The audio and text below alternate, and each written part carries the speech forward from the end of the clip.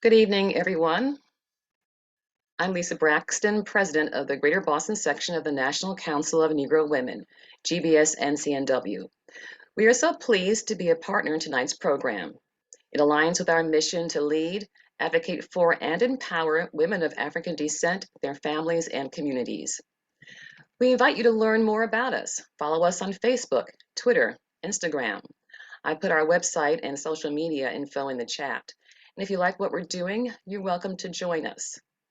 We are partnering with Tufts Clinical and Translational Science Institute to build the Collaboration for Research, Equity, Sustainability, and Trust, also known as CREST. CREST works with Black and Brown communities in the greater Boston area to improve health. As part of what CREST does, we have partnered with the Friedman School of Nutrition Science and Policy to bring you this series. Fresh and Soulful Cooking will be led by Janna Adkins. Janna has her Master of Science degree in Nutrition Interventions, Communication, and Behavioral Change. She's a first-year doctoral student at the Friedman School. She'll be leading us in making a one-pot vegetable stew. She'll be assisted by students at the Friedman School, Dina Coate and Sarah Kerrigan. Put your questions in the chat while the demo is going on, and they will answer you in the chat. So I hope you've brought your appetites with you because tonight we have something that's warm and savory, hearty, and easy for you to make on the menu. One pot vegetable stew. I'm going to turn it over to Janna at this point. Janna? Hello, everyone. Can you hear me okay? Okay. So thank you again for joining us. I'm super excited to be here with you all cooking this one pot vegetable stew. And before we get started, sorry, let me change my settings. Okay. Before we get started, I just wanted to go over, the cultural significance of stews and soups, especially with Black history right around the corner. Just wanting to highlight the significance and how the cooking techniques of my ancestors have helped to shape modern day American cuisine. So enslaved cooks brought cuisines with them from West Africa. And not only did they bring their native foods such as okra and hot peppers, but also their cooking skills and the unique flavors that came along with those ingredients from their native homeland. And they created favorites like gumbo, which is an adaptation of traditional West African stew, as well as jambalaya, which is kind of, I guess, a cousin of jollof rice in West Africa. And these dishes, they traveled across the Atlantic into the kitchens of Virginia, Georgia, South Carolina, and all across the South. And these Black cooks, they were in the kitchen 24 hours a day, essentially living in these kitchens. And they baked bread in the mornings, they cooked lunch, they cooked amazing feasts and dinners, but one really common meal that they had during lunchtime was actually different types of stews and soups. And some of the earliest recipe books, handwritten recipe books from the 18th and 19th centuries, they're dominated by European dishes such as puddings, pies, and roasted meats. And these were written by the slaveholding women or wives of the plantation owners. But by the 1800s, African dishes began appearing in these books, offering different types of cuisines such as pepper pot, okra stew, gumbo, and jambalaya again. And these quickly became staples on American dining tables. And so Southern food, or we could actually call it enslaved cooks food, has been written into the American cultural profile. And I believe that these products of the African foodways are something worthy of remembering, recreating, and establishing as part of American cuisine. So I'm excited to cook our one pot vegetable stew this evening. So let's go ahead and get started.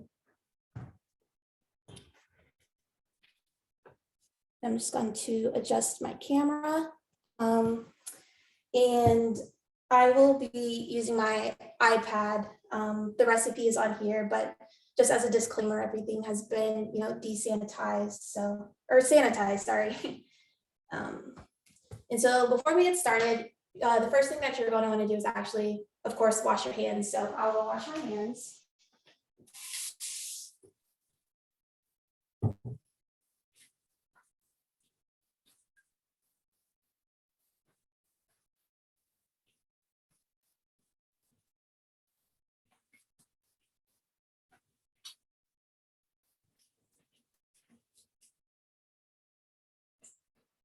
And you'll also want to make sure that you wash all of your vegetables. And I have pre-washed all of my vegetables, and they're back here on the sanitized counter. So the first thing that you're going to want to do for the recipe is heat up 3 cups of water and 1 cup of vegetable broth. So I'm going to go ahead and turn on the stove.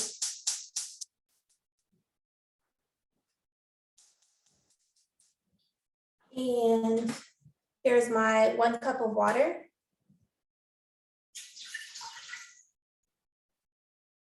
And then 3 cups of vegetable broth. So in this recipe, we're using low sodium vegetable broth.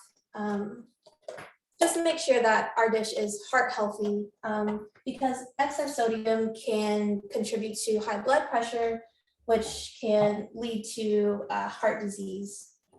So we want to make this with low sodium vegetable broth. So this is the 2 cups. And then we're going to add 1 more cup.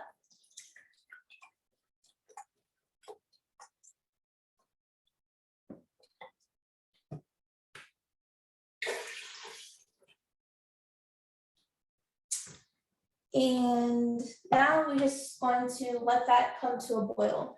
And as that's coming to a boil, we're going to go ahead and cut up our carrots and potatoes. So I'll come over here and get my white potato and carrots.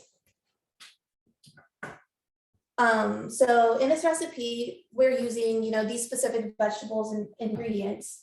And a common misconception about white potatoes are that they're not as healthy, they're not as healthy as sweet potatoes.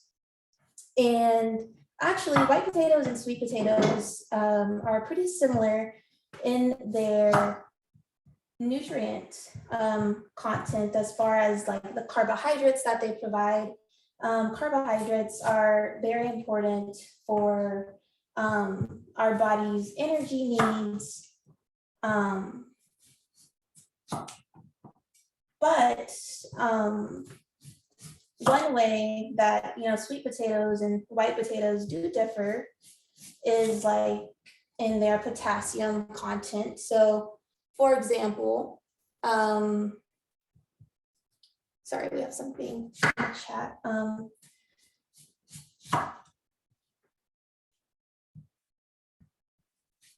Sorry, as I was mentioning, back to potassium. The potassium content in white potatoes is slightly higher than in sweet potatoes. But on the other hand, sweet potatoes are richer in vitamin A content. And vitamin A is a nutrient that helps to keep our eyes healthy.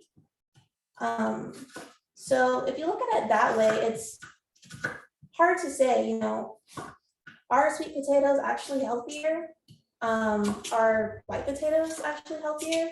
It's hard to say because they differ, in some key vitamins and nutrients. So I say all of that to say that it's really important to eat a variety of vegetables because they differ in their different vitamins and minerals. So you don't want to eat too much of one and not the other. And we'll explore the nutrient content of the other vegetables that we're using as we go along with the recipe today.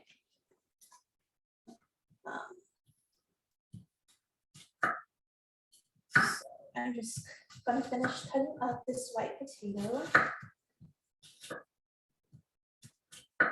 And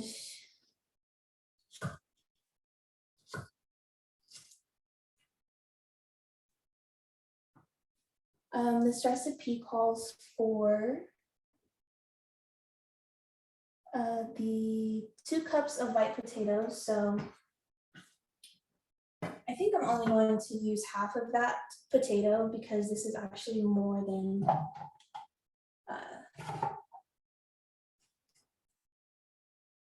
2 cups. So I'll just go ahead and measure it.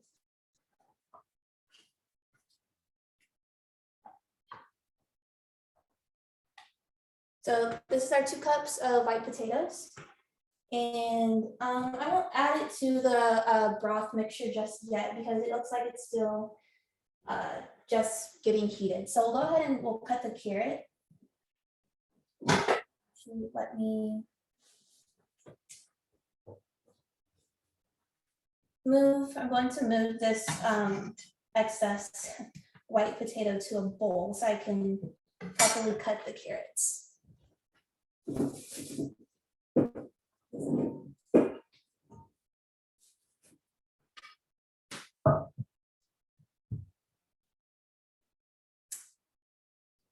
Okay, so now we will get the carrots.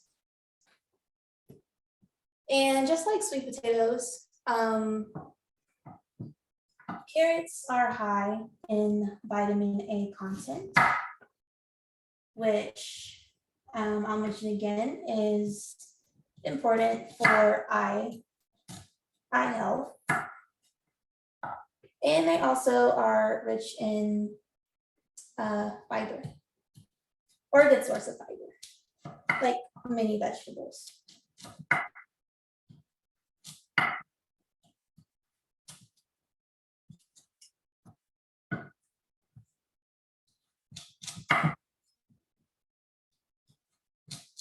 And another thing that I wanted to mention about fiber, so as I mentioned, fiber is a common nutrient in vegetables. And what fiber does is it helps us with our digestion. And there are 2 types of fiber, soluble and insoluble. So soluble fiber, it tends to absorb water and slow down digestion, which makes us feel fuller while consuming, less calories.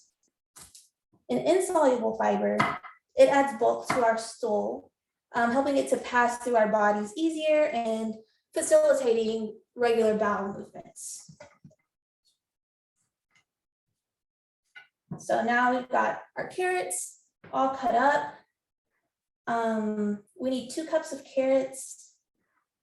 So I'm going to go ahead and add the potatoes to the broth because it's starting to bubble a little bit. And then I want to measure out the carrots and see if that's 2 cups or if we'll need to a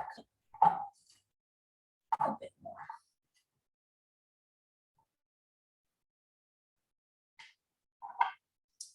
So the 2 cup mark is up here. So I think I'm going to cut up 1 more carrot.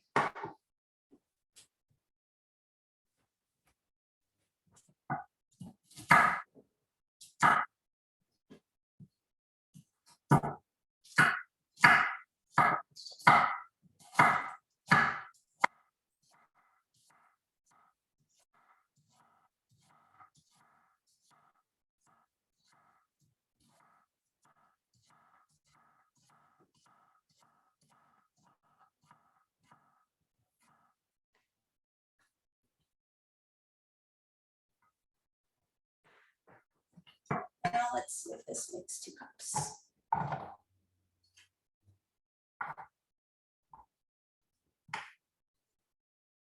All right, yeah, that brings us up to about 2 cups. So I'm going to go ahead and add that to our mixture. And while the carrots and potatoes are starting to cook, we are going to prepare the corn. And so what I'm using for this recipe is just a can of corn. If you want to go the fresher route, you could use corn on the cob and cut the kernels off, but I couldn't find any corn on the cob at the small supermarket near my place, so we're going to go with canned corn. And the nutrient content between canned corn and fresh corn is pretty similar. If you can find canned corn that's has like a low sodium content, similar to like to the broth, I would recommend that.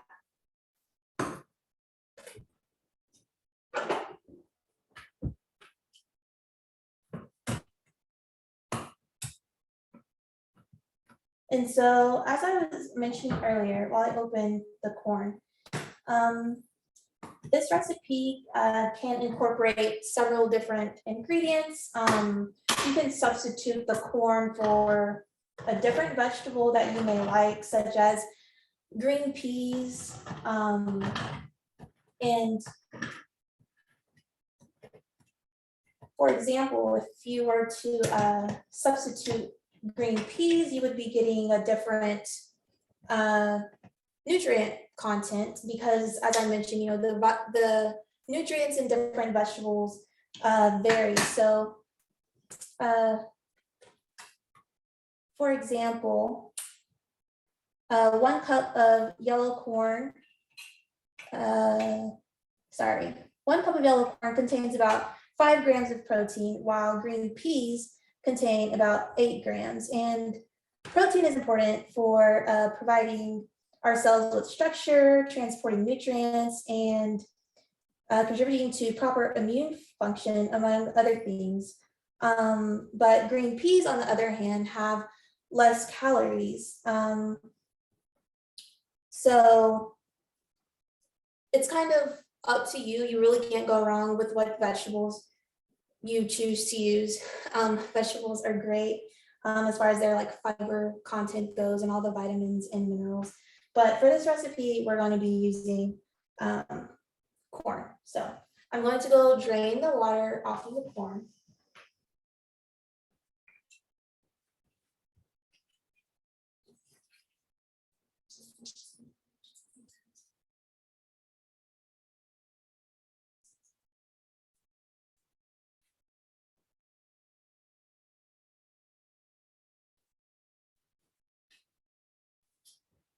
And I'm actually not going to measure out this can of corn because when I used the can previously, I measured it out and it is about the 1.5 cups that we are looking forward to use in this recipe. So I'll just leave it in the can for now while the carrots and potatoes continue to cook.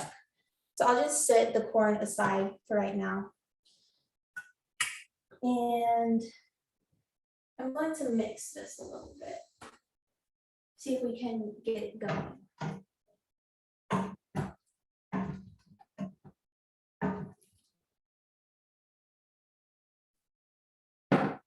I'm also going to cover it.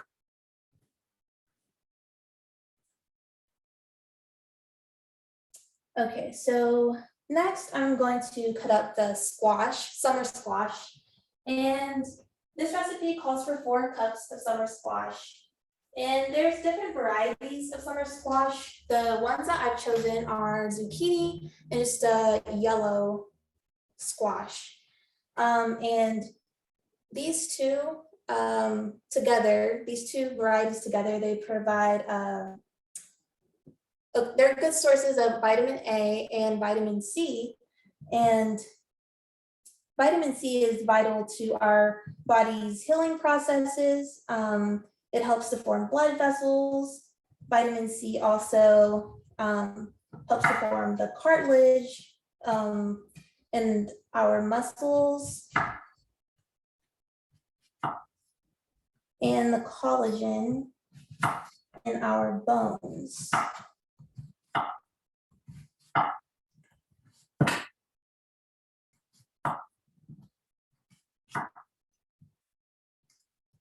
So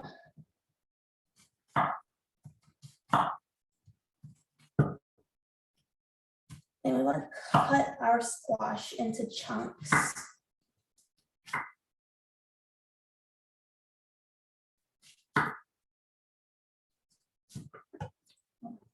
We will let that go.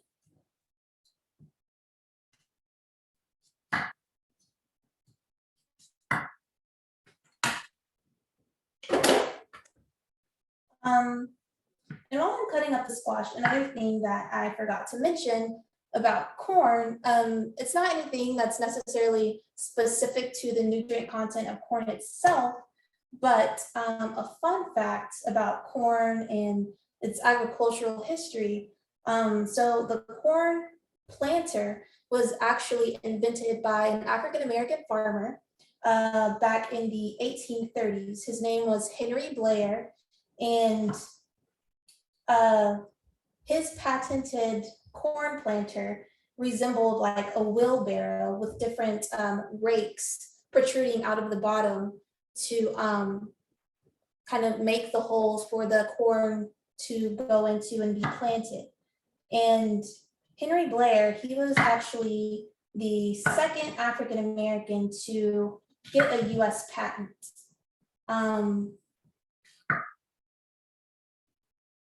So that's a really important part of Black history right there. Thanks to Henry Blair, so that we can have our easily planted corn today.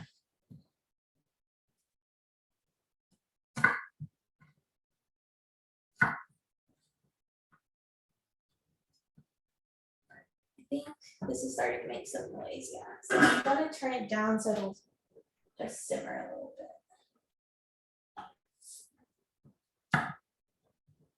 And then after I cut up the squash, we'll go ahead and add it, as well as the corn.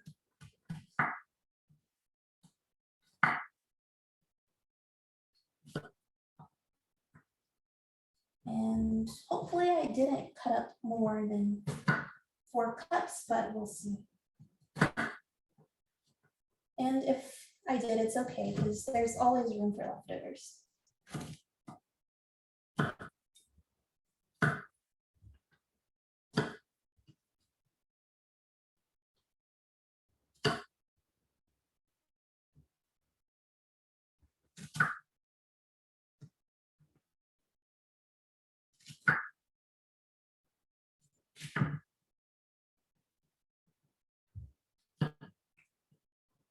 My cutting technique is not the best, but it works.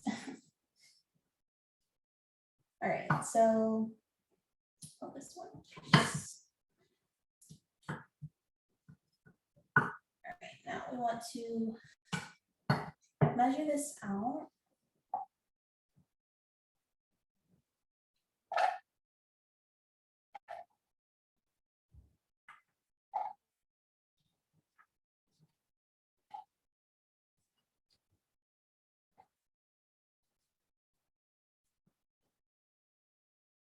So this is 2 cups, and our recipe calls for 4, so we want 2 more cups. I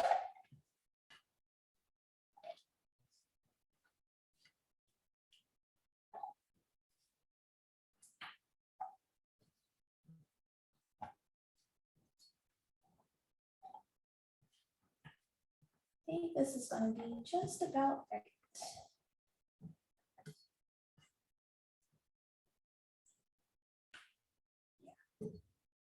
Then we'll add our other 2 cups to make a total of 4.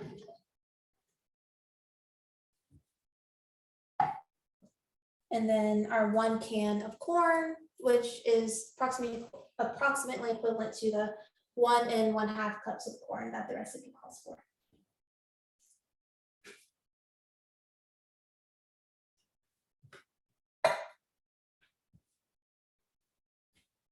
So mix that a little bit.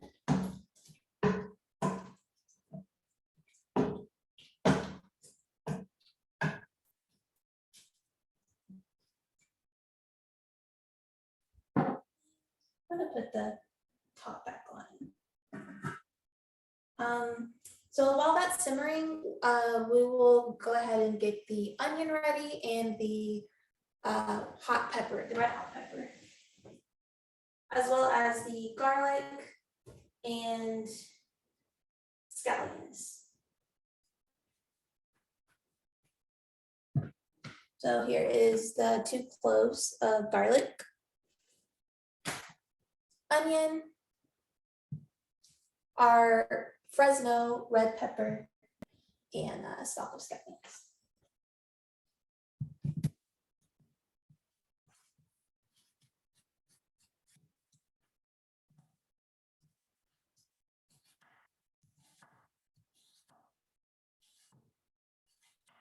I believe this recipe calls for 1 cup of onions. Yeah. So let's see if this half onion will give us 1 cup.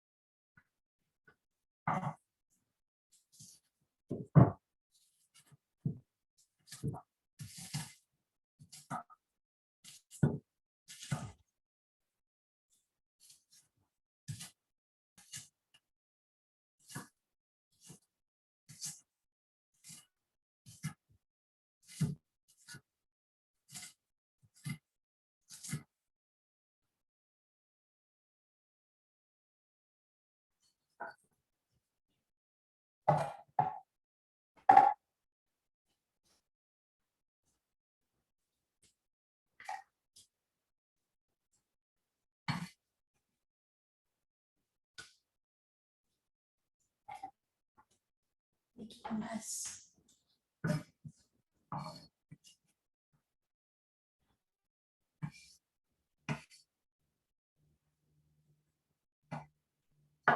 Yeah, so that's perfect. Our half an onion gives us 1 cup of onion. So we'll go ahead and add that.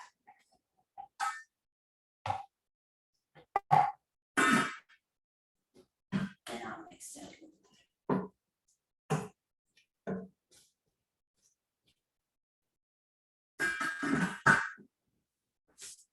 And next, I'm going to add our pepper. This is a Fresno pepper,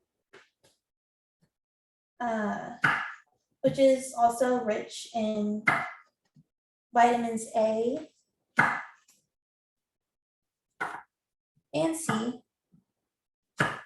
And the Fresno pepper, it's pretty spicy, or maybe about the equivalent of a jalapeno. So if you want a milder stew, I would recommend leaving out the pepper.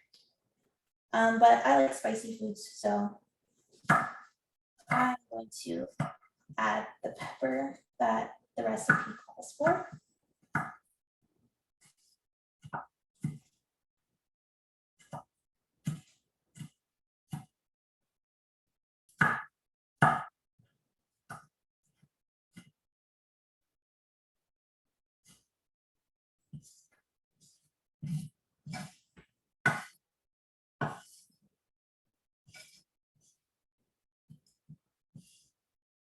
And then I'll go ahead and chop up the garlic.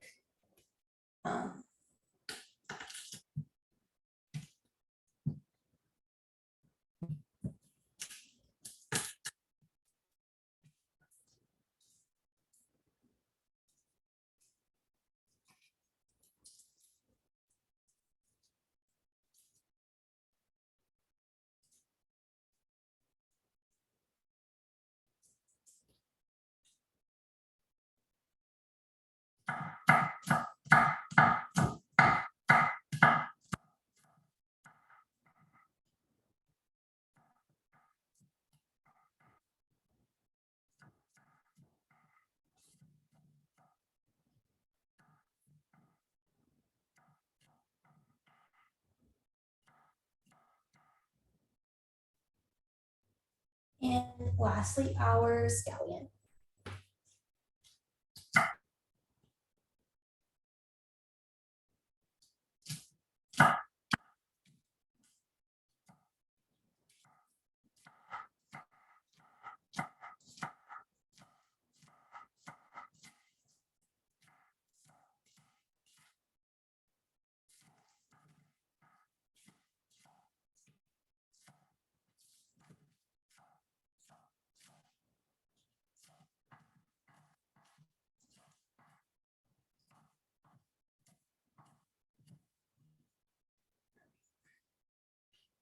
So now that we've got our garlic, pepper, and scallions chopped up, we'll add them to the pot. It's just starting to smell amazing, by the way.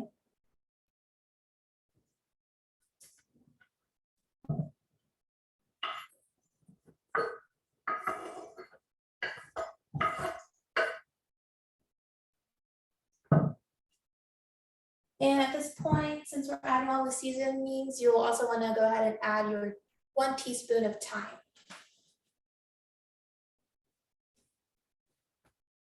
And this is the one that I'm using.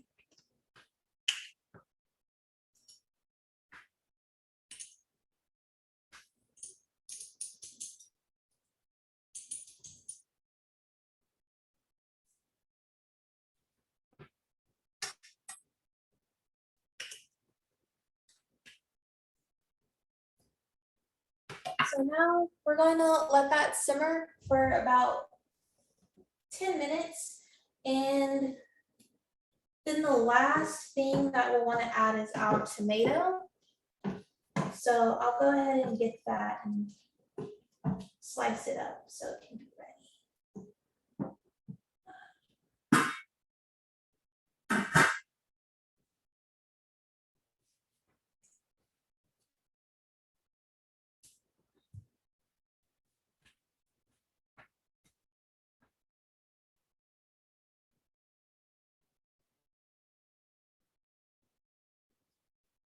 Oh, sorry, actually not the tomato yet.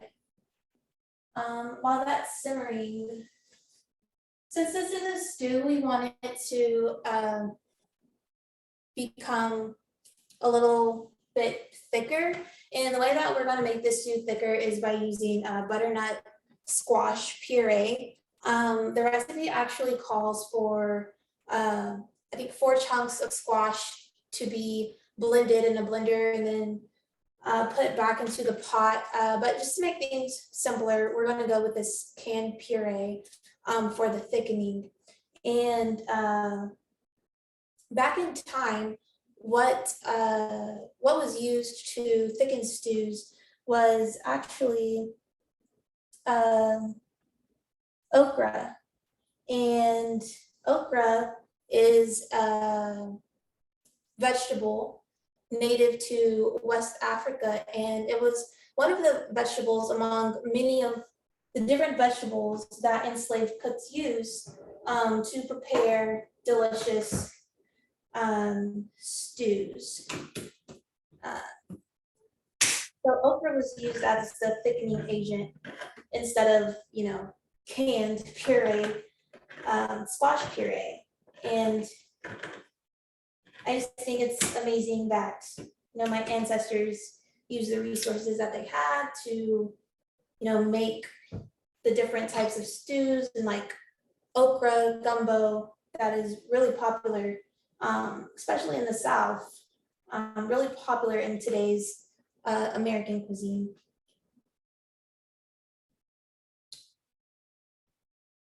So.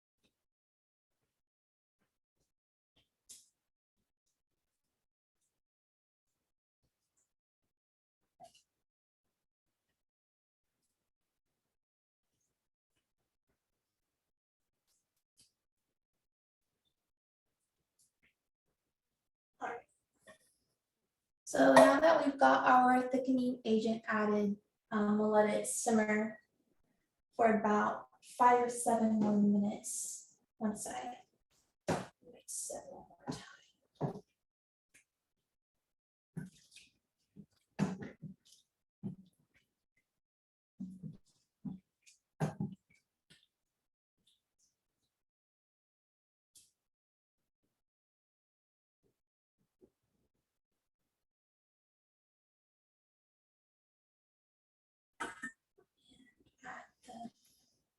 That back. So now,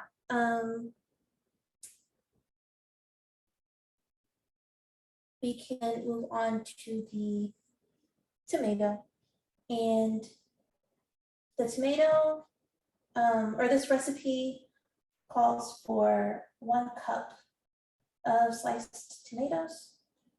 So we'll see if this 1 tomato can get us to that 1 cup. If not, I'll cut up another one.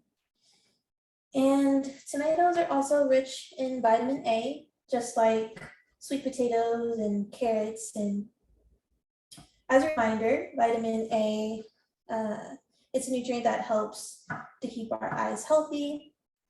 It also helps protect against infections.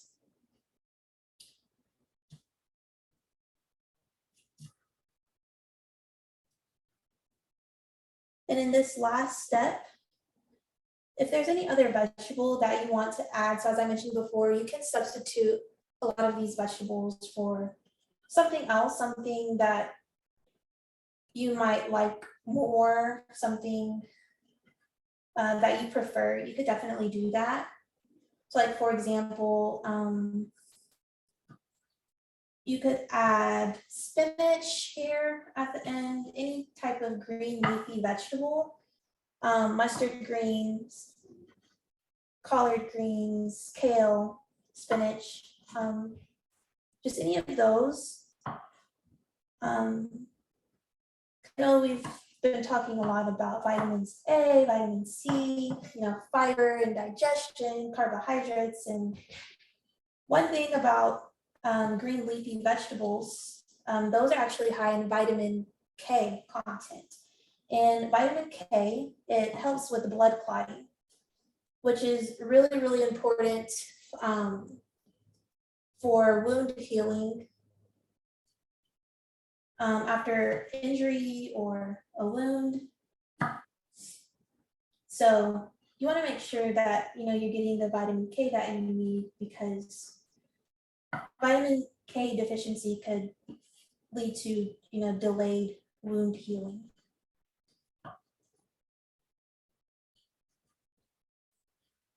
All right. So we've got our tomato chopped up, and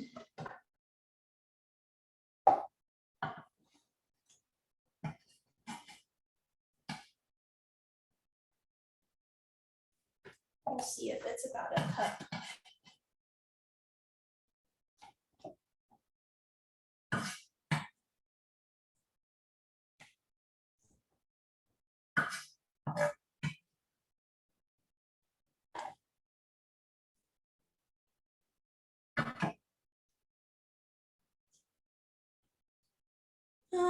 It's a little bit less than a cup, but it'll do.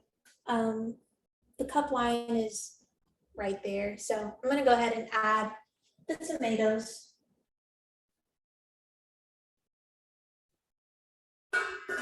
Starting to smell very good.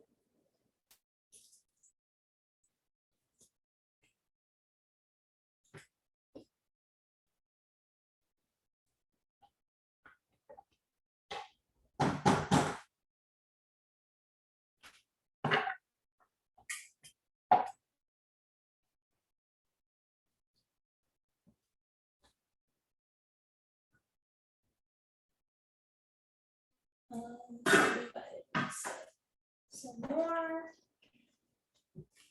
So now that we've got all of our ingredients added,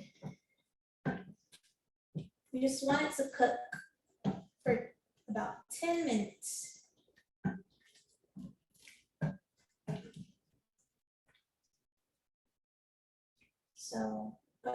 simmer.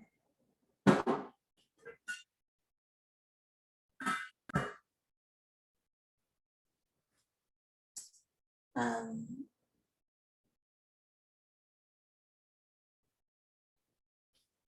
yeah, so that's it. That's the recipe. And actually, I think we have some questions that we wanted to ask you while it's uh, finishing cooking and before, I plate it and everything. So if we want to move to that portion, we could do that. Well, Janna, let me ask you, I could tell as you were stirring it, it's getting thicker. I could tell the way you're stirring. Describe how it smells. How is it the aroma, the fragrance of it? How does it smell? It smells really good. I can definitely smell, I think that's the thyme in there. I can definitely smell that, although we even only used a teaspoon. I That's the best way I can describe it, is that it smells really good. Yeah. So it's filling up the room, filling up the kitchen that the aroma is?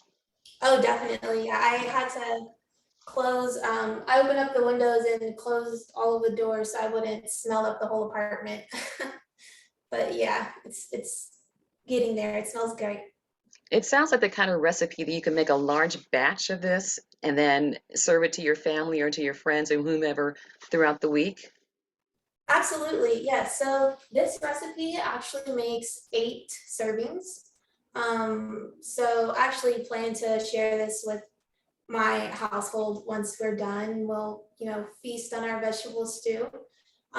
So definitely can make a big pot for more than one person, or for leftovers. And it's also a low calorie meal.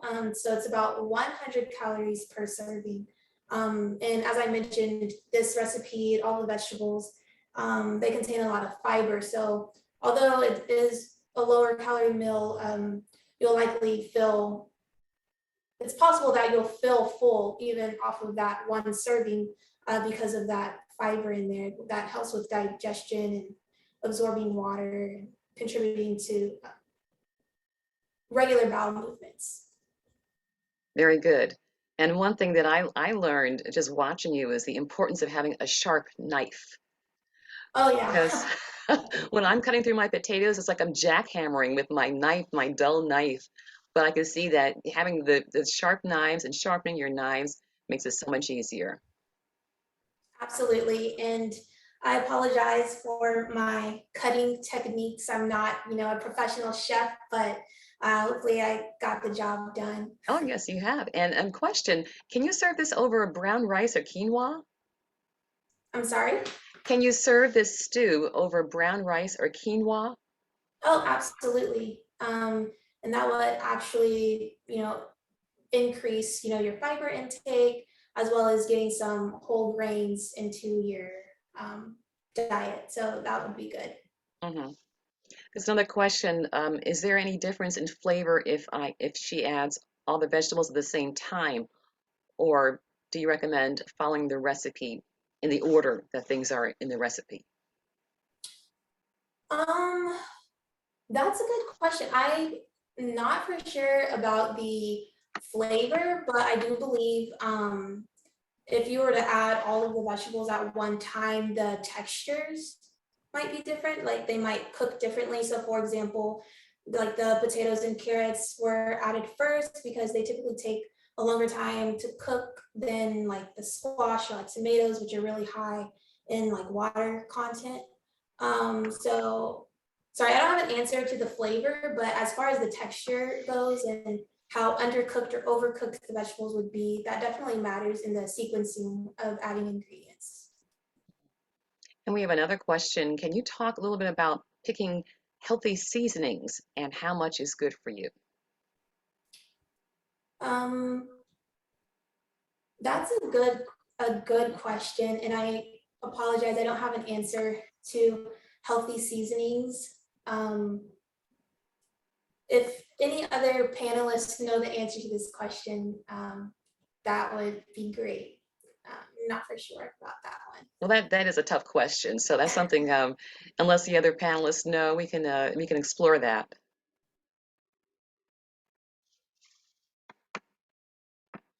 Are there any other questions from the invitees, the participants, to the attendees that you'd like to ask before we wrap up?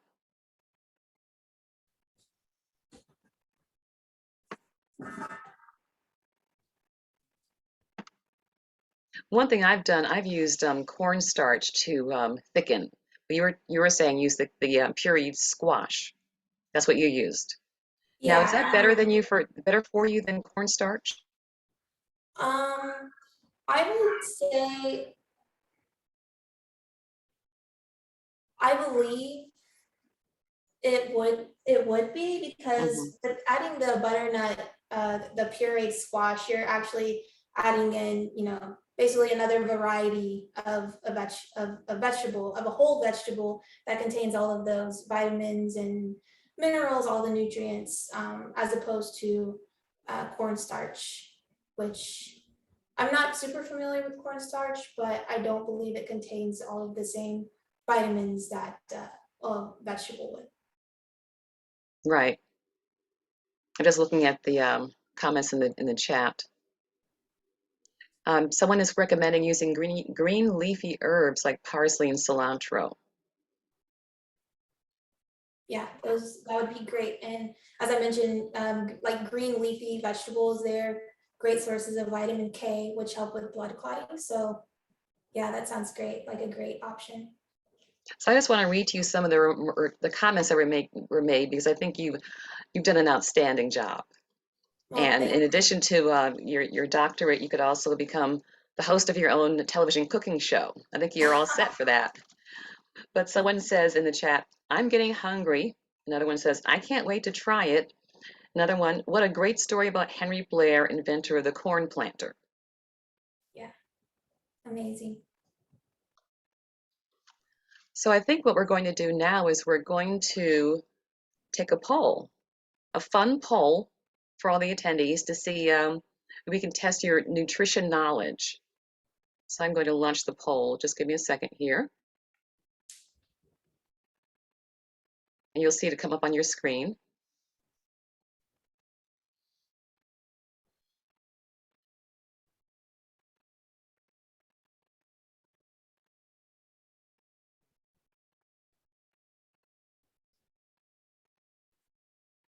I think I'll give it about a minute for everyone to answer the questions.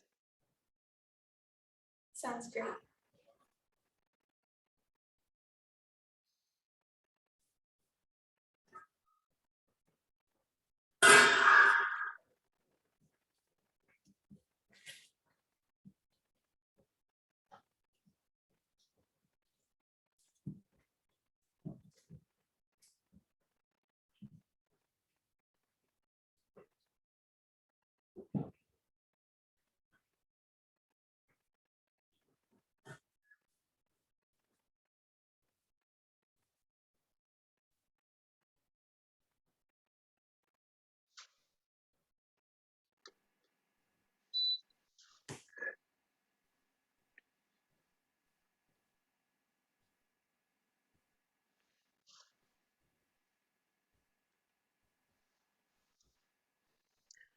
Okay, we're going to go ahead and close the poll. We'll see how everyone did.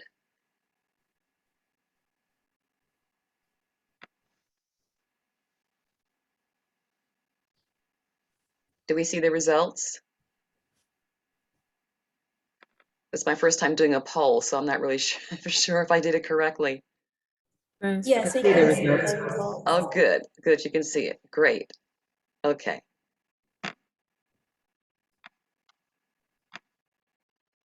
Okay. Oh, Oh, here you sorry, are. I can't see Oh, the results anymore. I was wanting because to. you know why? Because I messed up. Let me Oh, see. okay. Let me share the results. Okay. Okay, perfect. Okay. And I just wanted to go through these really quickly. So, number one, vegetables are rich in fiber, which is a nutrient that helps with digestion. So that's great. I see a majority of us got it correct. Green leafy vegetables are a good source of vitamin K, which is a nutrient that helps with blood clotting. Um, Also great. Majority of people got that great. Got that right. Number 3, a healthy substitution for yellow corn could be, this was possibly a trick question because I did highlight that green peas could be a good substitution. But the right answer is all of the above: sweet potatoes, mushrooms, celery, you name it. Really any vegetable would be a healthy substitution for yellow corn or any of the other vegetables that we used in this recipe. So that's going to be all of the above. Number 4, enslaved Africans often use okra as a thickening agent for stews. And number 5, Henry Blair was an African-American farmer who invented the corn planter. So that's great. Thank you all so much for joining and learning with us today. And before we end, I think the stew is probably done. So we'll go ahead and turn off the heat.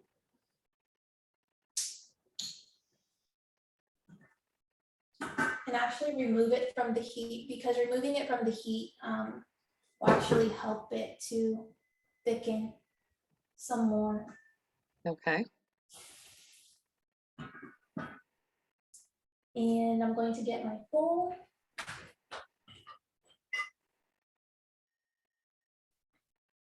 And a ladle.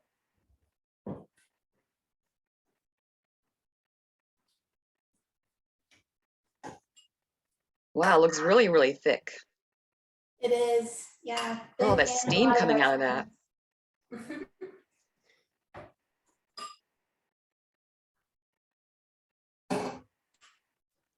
You'll have to invite all of us over. Oh, I wish I could. Definitely, there's enough for everyone. Okay. And actually, I like to eat my stew with bread, just to add a different dimension of texture. So I'm actually going to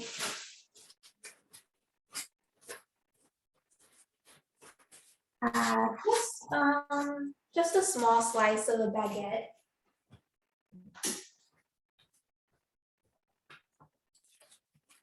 And this is my own, I guess, addition. Like, the recipe doesn't really call for it.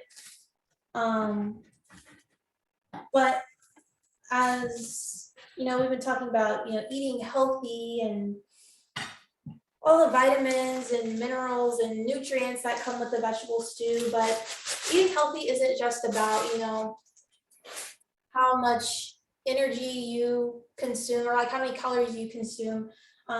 It's also really important to consider, what are your preferences? What do you enjoy?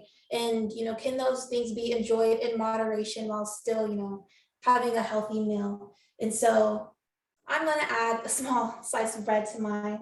And really eating healthy just comes with, different small changes that you could make to your diet, and to make all those little small changes add up to make a bigger change for eating healthfully. And just to show you all the final. Oh, that looks really, really nutritious. This is the final vegetable stew. I love all the colors of the vegetables. I love all those multicolored vegetables in there. Absolutely. Variety is very important. As we've been talking throughout the webinar. So thank you all for joining. And if you didn't get to cook along with me today, I hope that you find some time in your schedule to make this one pot vegetable stew and enjoy for yourself, and, share, with your family and friends. Thanks. Thank you, Janna. So we'd like to thank everyone for being here tonight. And kudos to Janna and Dina and Sarah. Tonight's event is part of a series. GBS, NCNW, and Tufts will have more events in the months to come, so stay tuned. Thank you for being here.